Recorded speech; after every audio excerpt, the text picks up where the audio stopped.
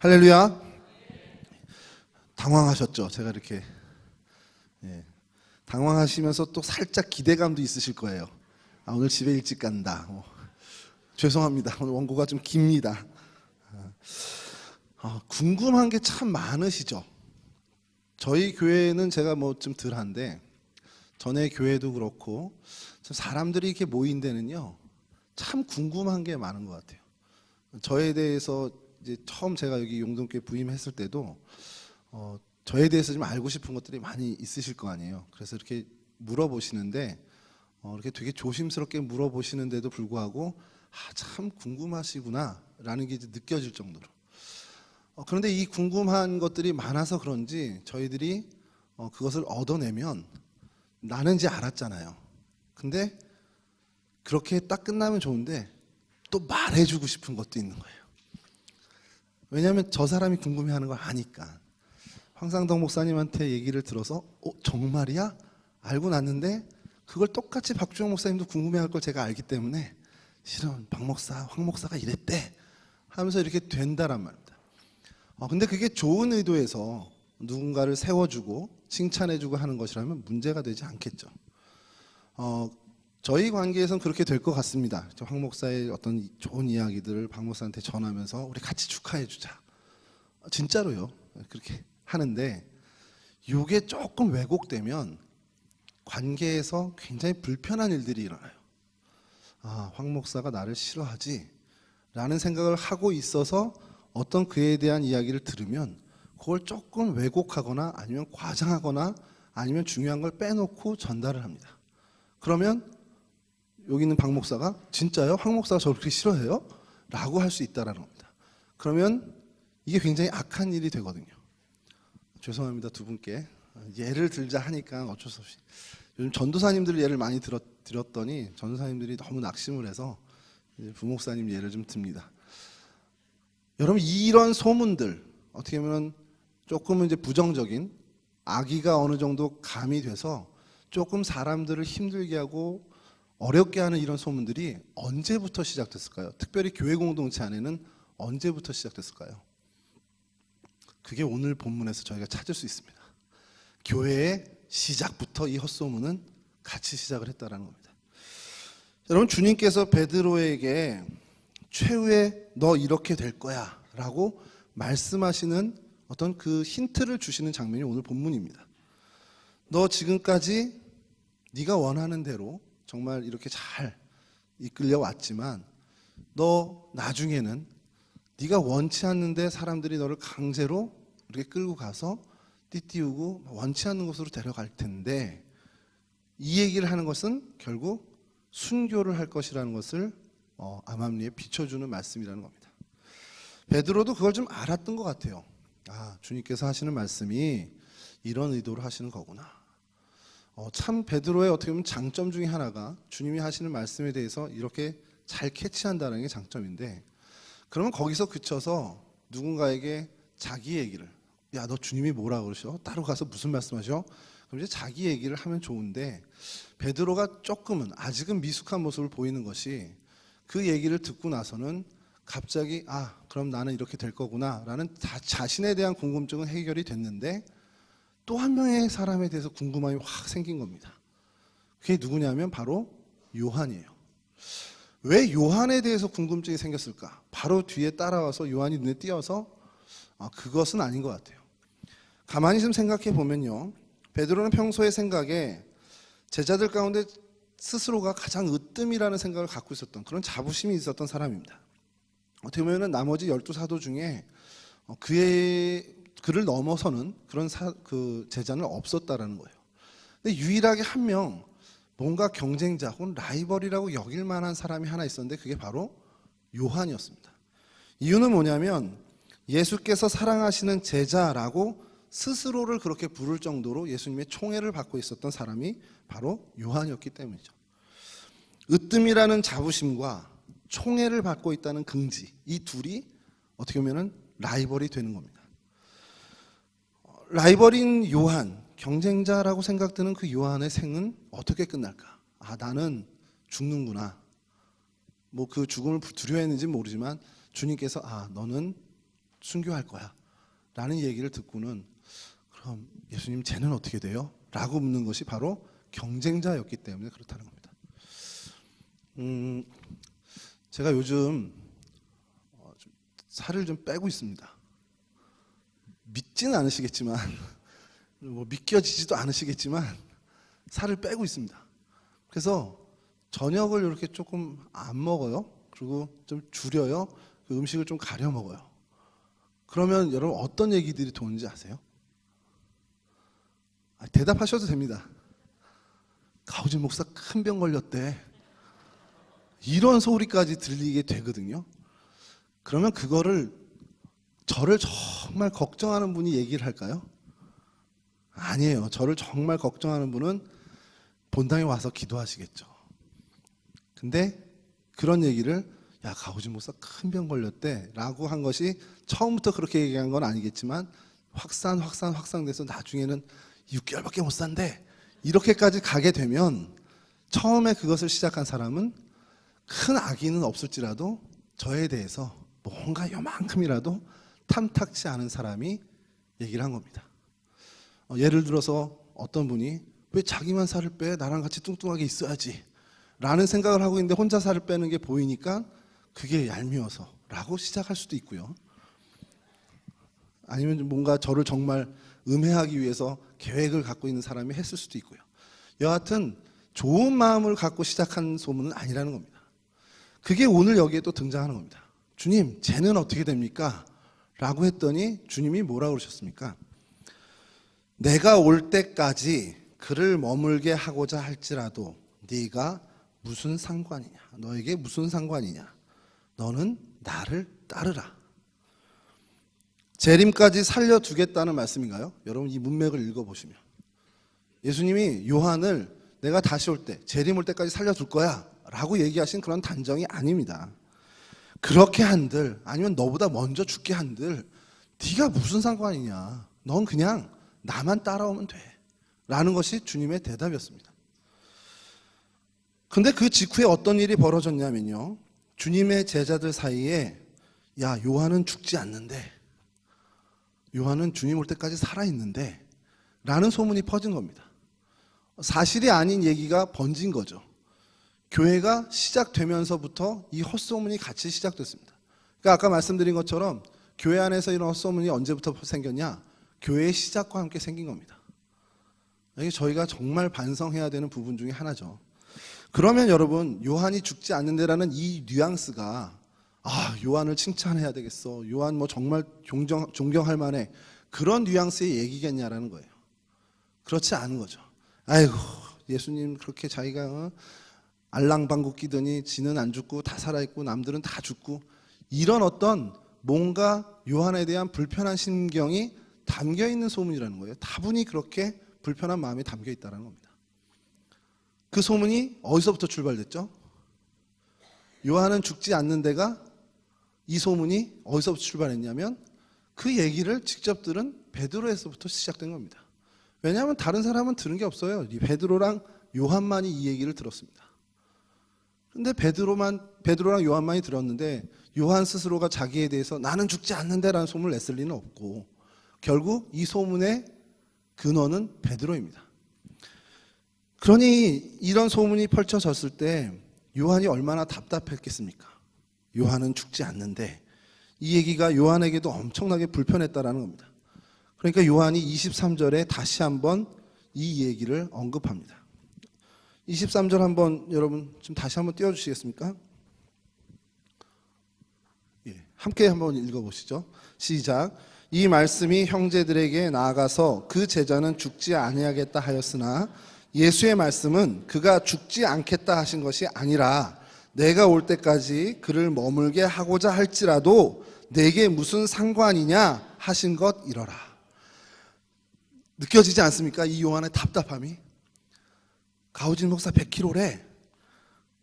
그럼 제가 아니야 나 100kg는 안 돼, 90 몇 킬로야 라고 얘기했는데 저쪽 가니까 3자리라며 얘기가, 아니야 나 2자리야. 제가 설교 시간에 올라가서 여러분 다시 한번 말씀드리지만 저는 100kg 아닙니다, 저는 3자리 아닙니다, 저는 2자리입니다 라고 한다면 그 심정 아시겠죠? 그거 아니에요. 진짜는 이겁니다라는 걸 지금 요한이 자신이 쓰는 요한복음에 이렇게 기록을 하고 있는 겁니다. 진짜 저 세 자리 아닙니다.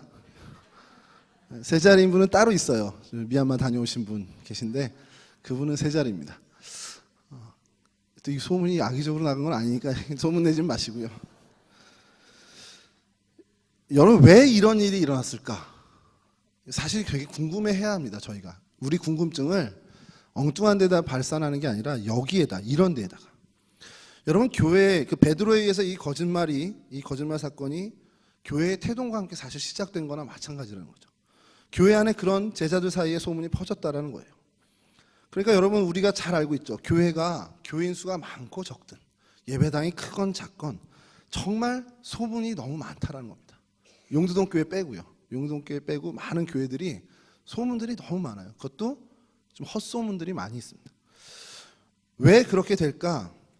근데 그거보다 더 중요한 것은 그 소문으로 인해서 피해를 입는 당사자들이 분명히 그 공동체 안에 있다는 겁니다. 그 공동체 안에 일원이 피해를 입고요. 또 가해를 가하고. 그러니까 공동체 안에 가해자, 피해자가 다 상존하는 겁니다. 오늘은 내가 피해자인데 또 내일은 내가 가해자가 될 수도 있는 그런 모습들이 교회 공동체 안에 너무 많다는 겁니다. 주님을 따르는 정말 주님을 주인으로 모신 그리스도인들 사이에 왜 이런 일이 일어날까? 우리의 궁금증을 여기에 좀 맞춰 볼 필요가 있습니다. 여러분 오늘 본문의 앞서는요. 어떤 얘기들이 나오냐면 이제 갈릴리에 주님보다 먼저 가 있습니다. 제자들이 가 있는데 갈릴리에 가서 주님을 기다리고 조신하게 있으면 좋은데 그렇지 않고 베드로가 먼저 뛰어가죠. 나 고기 잡으러 나간다. 그러고선 갈릴리 바다로 다시 뛰어듭니다.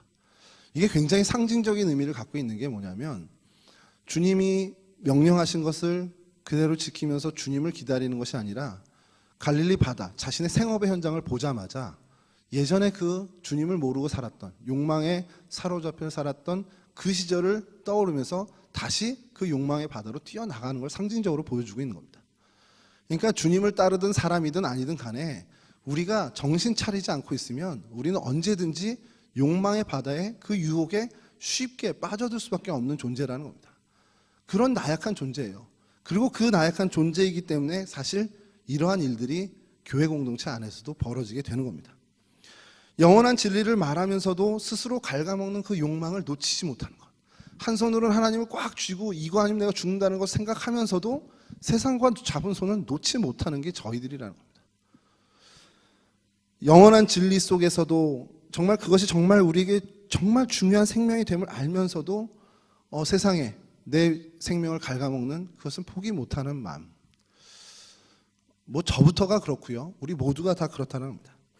그게 저희들입니다. 그런 어떻게 보면 이런 표현은 좀 죄송합니다만 한심한 존재가 저희들인데 그런 한심한 사람들, 한심한 존재인 인간을 주님께서 친히 데려가시겠다라는 거예요. 그런 은혜의 말씀을 저희들에게 주시는 겁니다.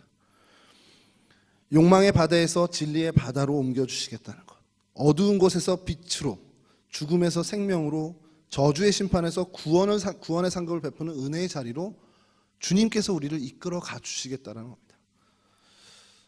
어떻게 보면 여러분 그 소를 모는 그 경험을 하신 분들은 계신지 모르겠는데 제가 어릴 때 시골 갔을 때 저희 삼촌이 소를 이렇게 큰 소는 아닙니다. 송아지 조금 벗어난 건데 잡아보라는 거예요. 그러고서는 이제 끌고 가는 거죠. 그때 제가 초등학교 막 들어갔을 때니까 얼마나 어립니까? 근데 저보다 한 몇 배는 되는 소를 제가 데리고 가는 겁니다. 그 장면이 참 기가 막히지 않습니까? 소는요 이렇게 데리고 가면 데리고 와요. 근데 소를 이제 그 위에 있는 물을 먹이려고 하면 장정 10대명이 달라들어도 지가 안 먹으면 못 먹입니다. 뭐 그건 다 아시죠? 마찬가지입니다. 주님께서 우리를 은혜의 강까지 몰고 오는 것. 그게 목자의 책임이라면 그 강가, 그 샘물 곁에 왔을 때 물을, 은혜의 샘물을 마시는 건 소의 목, 즉 우리의 목이고 우리의 책임이라는 겁니다. 그러니까 주님께서 하실 일은 거기까지 인도해 주시는 것, 은혜의 자리까지 인도해 주시는 것, 그리고 거기서 은혜의 강물을 퍼먹는 것은 저희들의 몫이라는 거죠.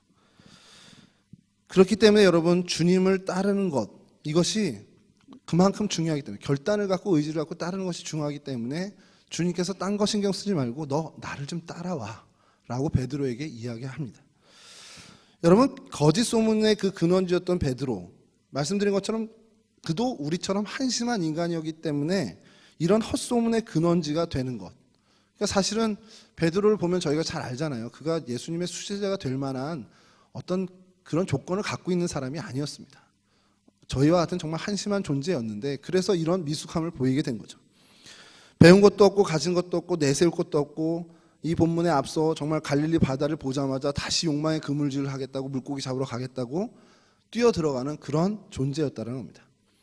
그런 베드로를 당신의 제자로 부르셨고 은혜의 자리로 데려가셨습니다. 그게 주님의 일방적인 은혜였어요. 그렇다면 그쯤에서, 그 자리에서 베드로는 이제 자신의 온 의지를 다해서 주님을 따라야만 했습니다. 그렇지 못했기 때문에 주님께서 또 이 복음서의 마지막에 너 나 따라와 라고 재차 강조하신 거죠. 여러분, 그랬다면, 만약에 의지를 다해서 주님을 따랐다면 그가 마땅히 사랑해야 할 요한을 경쟁자로 보고 그래서 악의적인 소문을 퍼치는 것이 아니라 오히려 그를 더 격려하고 그를 위해서 더 기도해야 되겠죠. 그런 성숙함을 보여야 하는데, 오늘 본문에서는 참 안타깝게도 그의 미숙함을 보이게 됩니다. 은혜의 강가로까지는 이끌려 왔지만 그 강물을 마시지 않는, 그래서 복음서의 마지막에 그의 미숙함, 그의 치부를 드러내게 된 거죠. 이런 미숙한 베드로의 모습이 어떻게 보면 복음서의 마지막으로 어떻게 보면 장식된다는 것이 어떻게 보면 불명예스러운 일일 수 있습니다. 자, 그런데 여기서 베드로의 모습이 끝이었다면 저희가 베드로를 인정할 필요도 없고 본받을 필요도 없고 뭐 같이 생각할 필요도 없겠지만, 이제 사도행전이 시작되면서 베드로가 완전히 달라지게 되죠. 성령을 받고 성령을 체험을 한 이후에 그는 더 이상 동일한 실수를 반복하지 않습니다. 누군가를 경쟁자로 여겨서 왜곡된 이야기를 하거나 음해하거나 폄훼하는 그런 얘기를 하는 것을 절대 반복하지 않습니다. 그가 얘기한 베드로후서 1장에서처럼 그가 이야기하는 신성한 성품에 참여하는 그리스도인, 그가 먼저 그런 성품에 참여하는 사람으로 변화되게 된다는 겁니다.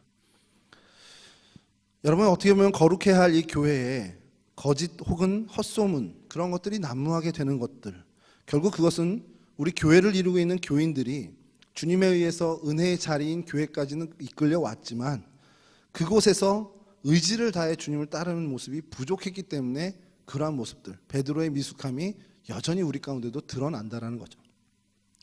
여러분, 그로 인해서 교회에서 얼마나 많은 사람들이 상처를 입고 또 가해자가 되고 또 동시에 피해자가 되는 그러한 일들이 얼마나 많이 일어납니까? 뭐 여러분들도 잘 알겠지만 신앙생활 오래 하신 분들 중에 교회에서 나온 어떤 이야기 때문에 상처를 안 입어본 분들이 거의 없을 정도로 교회 안에는 그런 이야기들이 너무도 많이 있습니다. 여러분, 정말 힘써 따르는 사람들, 그런 주님을 힘써 따르는 사람이 되지 않고는 저도 그렇고 여러분들도 그렇고 이 거짓 소문의 통로가 안 되리란 보장이 없다는 거예요. 우리가 그냥 정신 안 차리고 있으면 나도 모르는 사이에 그 거짓 소문의 통로가 돼서 누군가에게 피해를 입히는, 누군가에게 해로움을 끼치는 존재로 그런 사람으로, 어떤 그런 미숙한 사람으로 살아갈 수밖에 없다는 겁니다. 그러니 저희들이 정말 참 제자로서 정말 주님을 따르는데 정신을 바짝 차리고 살아가는 것이 필요한데, 그 정신을 차리고 살아가는 중요한 자세가 오늘 본문에 이어지고 있습니다. 이것만 잘 지켜도 제가 거짓 소문에, 헛소문의 통로가 되지 않을 수 있다는 겁니다. 그게 뭐냐? 다시 한번 좀 보겠습니다. 주님께서 베드로에게 대답하신 말씀입니다. 내가 올 때까지 그를 머물게 하고자 할지라도 내게 무슨 상관이냐? 여러분, 요것만 잘 지켜도요, 저희가 그런 거짓 소문의 통로 혹은 진원지가 되지 않을 그런 어떻게 보면 보험이 될 수 있다는 겁니다. 여러분, 마지막으로 이 복음서에 주님께서 남기신 말씀이 내게 무슨 상관이냐 이겁니다. 그런데 여러분, 재미난 것도 하나가 있습니다. 사도행전이 시작되는 첫머리에 주님이 어떤 말씀으로 시작하시냐면요, 사도행전 1장 6절에서 7절인데 한번 좀 띄워주시죠. 한번 저를 같이 한번 봉독해 보겠습니다. 시작. 그들이 모였을 때에 예수께 여쭈어 이르되 주께서 이스라엘 나라를 회복하심이 이때니까 하니, 이르시되 때와 시기는 아버지께서 자기의 권한에 두셨으니 너희가 알 바 아니요. 복음서의 대단원의 막은 너하고 무슨 상관이냐? 상관하지 마라. 그걸로 마무리를 하면서 사도행전의 첫 시작을 여는 것이 뭐냐? 네 알 바 아니야. 신경 꺼. 그걸로 시작한다는 겁니다.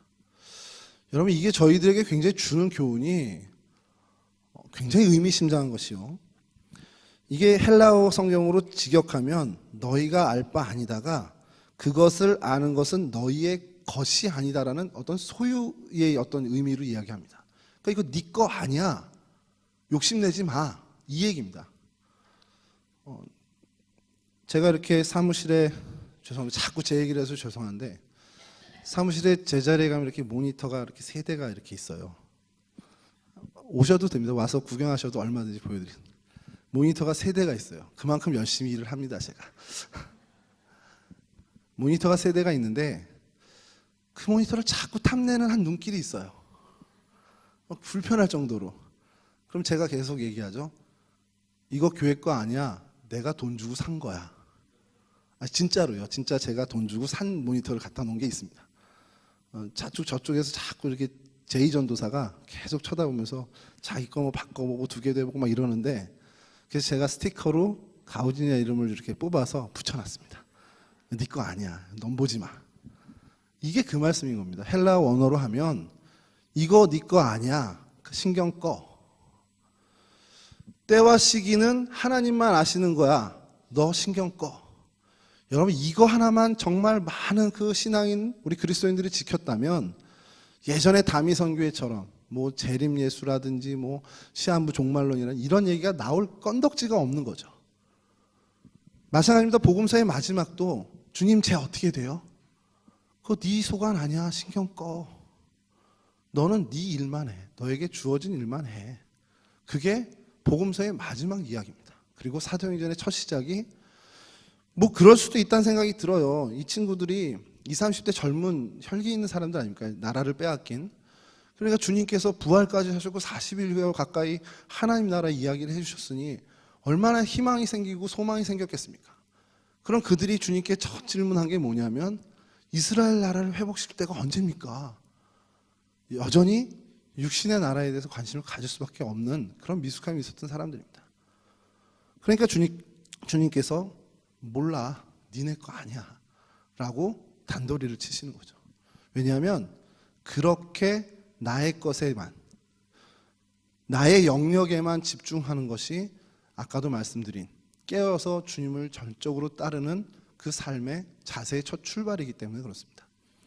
무슨 얘기냐면요, 여러분, 승천을 앞두신 주님께서 이러한 말씀을 하신 것, 그리고 이건 니네 거 아니야, 너희 알 바 아니야, 니네 상관 아니야 라고 하신 얘기가 뭐냐면, 우리 사람이 하나님을 바르게 믿고 따른다, 정말 우리가 믿음을 갖고 주님을 따른다라는 것에 제일 기본적인 자세가 뭐냐면 하나님의 영역을 침범하지 않는 겁니다. 하나님의 영역을 침범하는 순간 우리가 하나님처럼 구는 게 돼요. 그게 여러분 원죄의 습성입니다. 아담과 하와의 그 시절에 선악과를 따먹게 된 그때에 사단이 와서 하와에게 유혹한 그 말이 뭡니까? 내 눈이 밝아져 네가 하나님과 같이 될 거다. 하나님의 영역으로 들어가라는 유혹이었습니다. 여러분, 믿음이라는 것, 그리고 우리가 신앙이라는 것은 하나님의 영역을 침범하지 않는, 그래서 하나님을 간섭하지 않고 하나님을 상관하는 것이 아니라 철저하게 하나님의 영역을 지키고 그래서 존중하는 것, 그렇게 경외하는 것이 믿음, 신앙의 가장 기본이 되는 자세라는 겁니다. 내가 올해 농사를 위해서 수고하고 땀 흘립니다. 그것은 내 몫입니다. 내가 수고하고 밭을 일구고 내가 씨 뿌리고 내가 정말로 내 영역이고, 1년 동안 기상 상황이 어떻게 전개되고 그래서 그 농사의 결과가 어떻게 될 것인지는 그건 하나님의 몫이라는 거예요.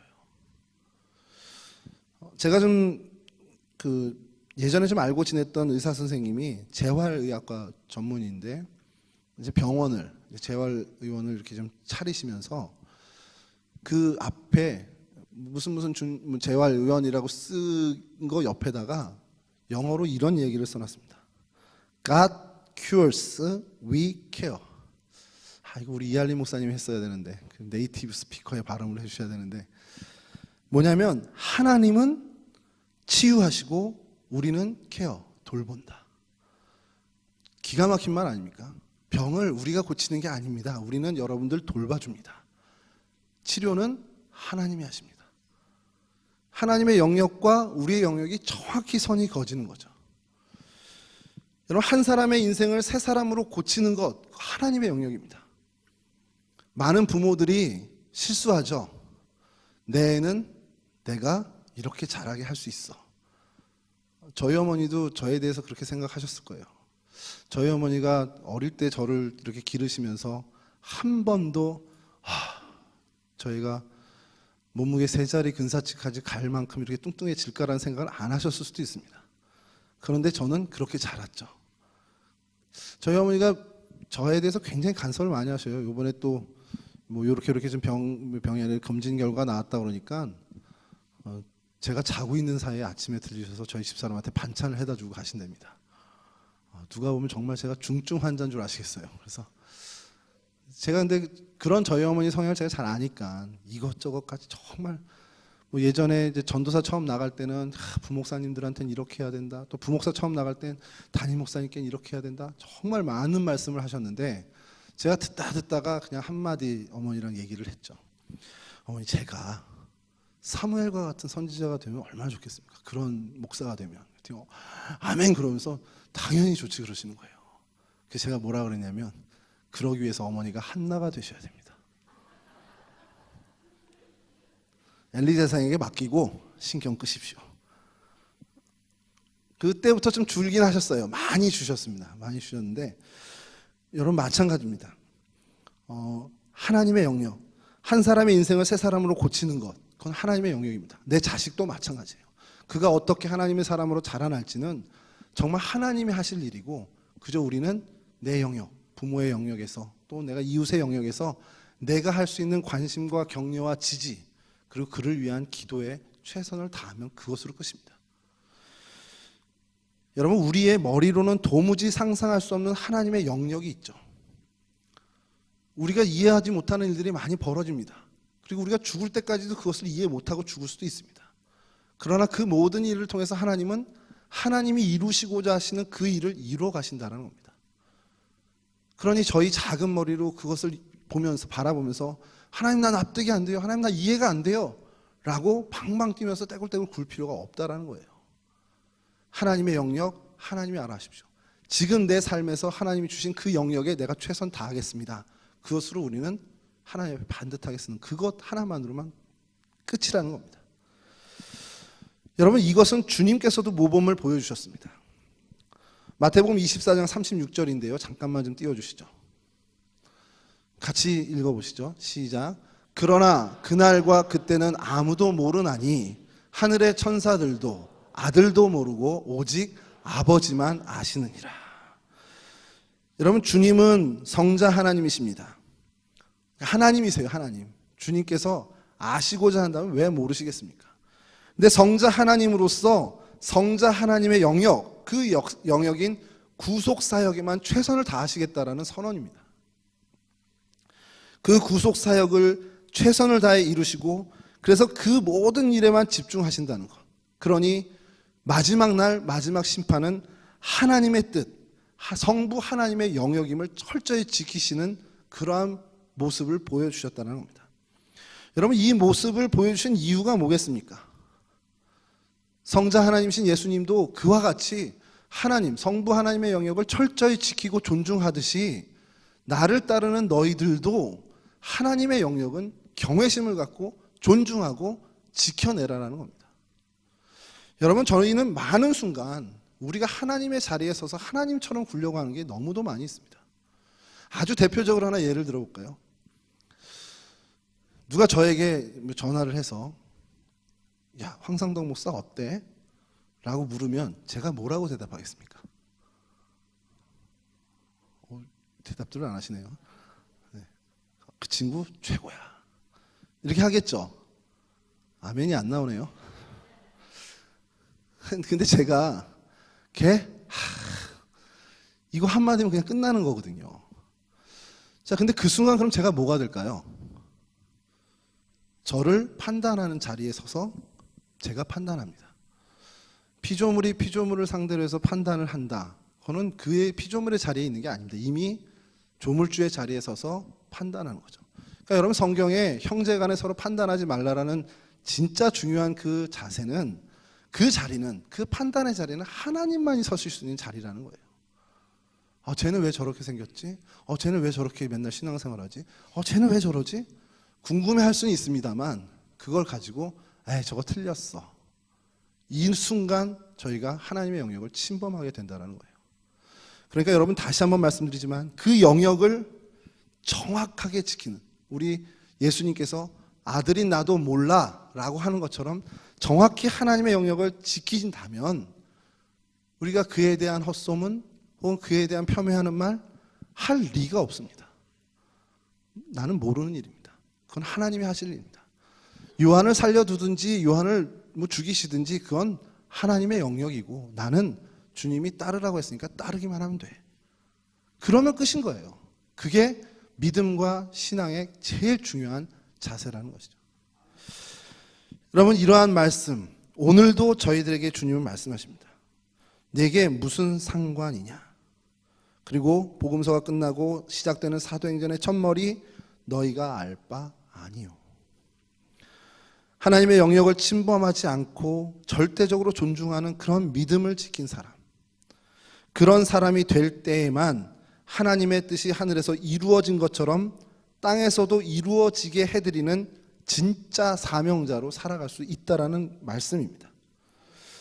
은혜의 자리로 이끌어주신 주님이십니다. 오늘도 또 내일도 우리의 생이 끝나는 날까지 주님은 우리를 은혜의 자리로 이끌어 주실 것입니다. 그것은 주님의 몫이죠. 이제 그 자리에서 우리의 몫을 다해야 됩니다.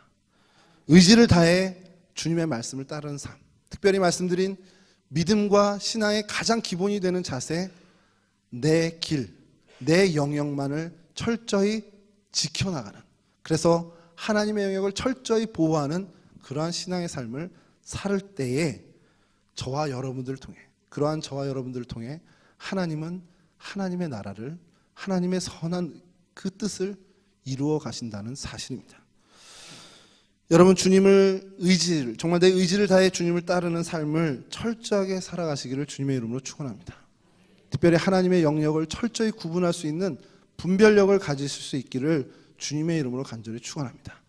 한 걸음 더 나아가 여러분 주변에 있는, 좌우 옆에 있는 그 신앙의 동료들, 주님께서 사랑하라 맡겨주신, 주님께서 격려하고 권면하고 위로하라고 맡겨주신 귀한 소중한 존재임을, 내 경쟁자가 아니라, 내가 폄훼하고 내가 정말 비하해야 할 존재가 아니라 세워주고 높여야 하는 존재임을 정말 깨닫고, 그렇게 주님께서 주신 그러한 소중한 존재라면 그를 위해서 내가 할 영역, 먼저는 그를 위해 기도하고 그를 위해 권면하고 그에게 따뜻한 위로와 사랑의 언어로 표현하는 그 일에 최선을 다함으로 여러분들의 삶의 자리가 하나님이 이루신 귀한 뜻이 이루어지는 그런 거룩한 은혜의 자리가 되시기를 주님의 이름으로 간절히 축원합니다. 우리 찬양 한 곡 하시고요, 우리 같이 기도하는 시간 갖도록 하겠습니다.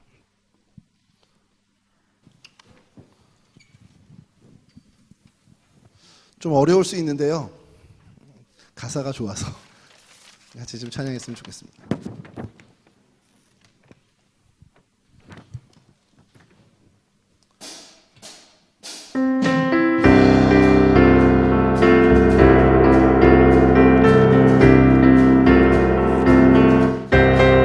주님 뜻대로 살기로 했네. 주님 뜻대로 살기로 했네. 주님 뜻대로 살기로 했네.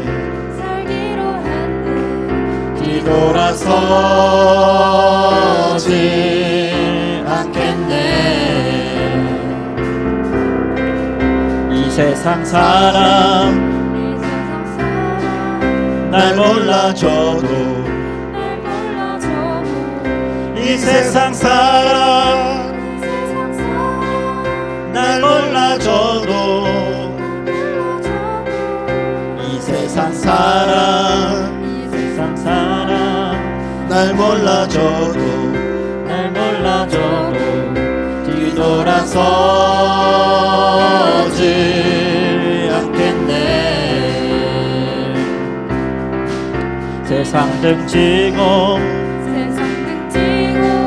십자가 보내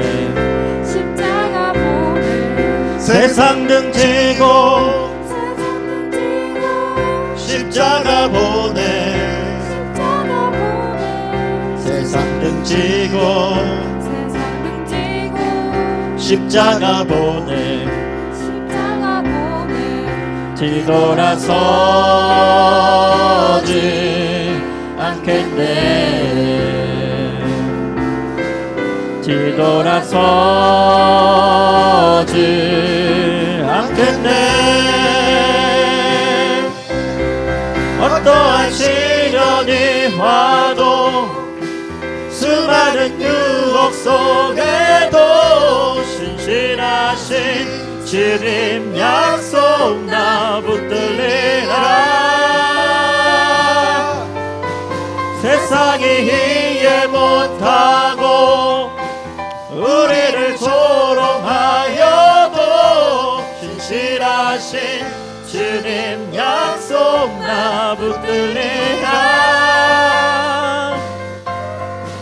어떠한 시련이 와도 수많은 유혹 속에도 신실하신 주님 약속 나 붙들리라.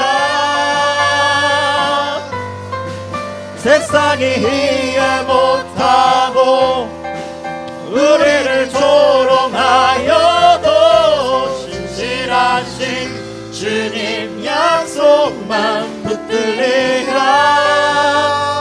결코 돌아서지 않으리. 이 시간 우리 함심에서 기도하겠습니다. 우리 계속해서 자유롭게 기도하실 텐데 정말 하나님, 내가 하나님의 영역을